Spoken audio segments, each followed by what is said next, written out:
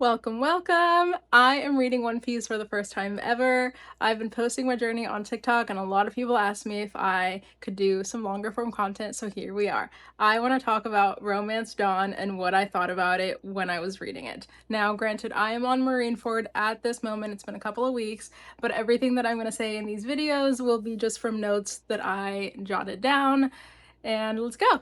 So right from the get-go, I was pretty much hooked. I understood why One Piece is the phenomenon that it has been for the past almost 30 years. I think it grabs you really quickly, like, if you're going to be a fan or not. I think this arc was short, silly, very typically shonen, but it still packs a slight emotional punch and has some really great themes that get explored later on thoroughly. We meet our main character Luffy, and little Luffy like immediately hooked me. I think when you are introduced to your main character when they're at a young age, I think it's so much easier to just immediately want to root for them because if you start this, when you're young, it kind of feels like you're growing up with them, but even when you start it later on, you are still learning so much through watching them grow up. This very, very charismatic main character who's got this dream of becoming the king of the pirates and finding Goldie Roger's treasure, and his introduction with stabbing himself in the face so he can be a true pirate was just so funny. I am someone that hasn't read a lot of pirate stories, so this entire world is just very, very new to me, and I'm finding out so much about it as I read through this. We very quickly meet Shanks, who is another pirate. We see how he interacts with Luffy, which was very intriguing. It was kind of at first giving chaotic parental figure that doesn't really care too much about what people do around him, and then he very, very quickly turned into a protective dad, helping Luffy when the mountain bandits attacked him and giving up his arm for him, as well as giving him his straw hat, which felt very much like a passing the torch moment that I'm excited to see play out when they finally meet again at some point in the future. I really, really adored that moment between them. I'm sure like everyone else did. I also want to talk about the devil fruit stuff because the entire concept of the fruits still like amaze me, and kind of the religious commentary on it, like how you're not supposed to eat this devil fruit, and if you do, it's going to take something from you, I still don't really know much about the devil fruits. I've got theories, and I just think they are so mysterious and intriguing. Like, they're this extremely powerful thing you can get, but you also lose the ability to swim, which is insane in a world that is completely overrun with water. So I just feel like that's going to be very important later on. It feels symbolic of something, but I don't know exactly what yet. Then we go straight into meeting our first pirate outside of the village. We meet Alvida, who is someone who very much rules with fear and not respect or anything like what we saw in Shanks and his crew. We meet Kobe, who is this little kid who thinks that his life is spelled out for him and he's only ever going to be controlled by Alvida, and Luffy kind of shows up and says, actually, you can do whatever you want, you just have to take it, essentially.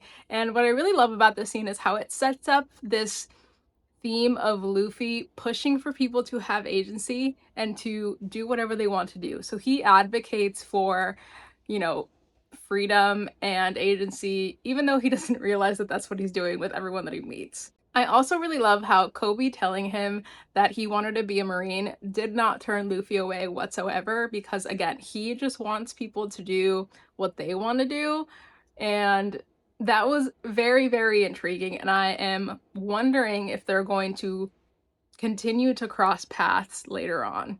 Then we get to Shellstown, and we are shown government corruption and abuse of power, which were things that I did not think we would be discussing, and definitely not this early on. Captain Morgan and his son Helmeppo are the literal definition of, I have power so I can do whatever I want. It doesn't matter what's right or what's wrong because I decide what's right. And then meeting Zoro and seeing that the reason why he is in trouble essentially right now is for saving a little girl from being attacked by dogs that Helmeppo was controlling is insane.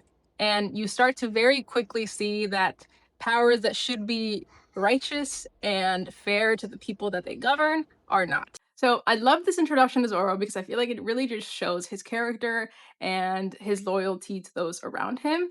He immediately took the brunt of everything just for this little girl that he barely knew. And from the get go, I did love him. And then we get his backstory. Full disclosure, I did cry at it. I am a crier. I sometimes cry at things that really aren't that emotional, but they hit anyways. Seeing his backstory and seeing the story of Quina was very, very emotional, and the commentary on patriarchal systems was kind of crazy to see. It was something that, again, didn't think we would get in the first like 10 chapters at all. This whole notion that you're going to immediately be surpassed by someone just because they're a male is wild. And then, we sail off together, and I'm really starting to wonder what the reasoning for this being called Romance Dawn was. And it kind of clicked for me, you know, that dawn usually represents new beginnings. And I think that is what Luffy represents for everyone that he meets is a new beginning, ray of sunshine, and just new dreams and new starts. And I think that was really beautiful to start with. I think that is such a great way to start this massive journey that we are all a part of now. So, anyways, I am fully invested in this journey. I wish I started so long ago, but I'm here now and I'm here to stay. So, let me know if there's anything else about Romance Sound that you wanted to talk about. I'd love to chat with you all in the comments, and I'll see you in Orange Town. Bye bye now.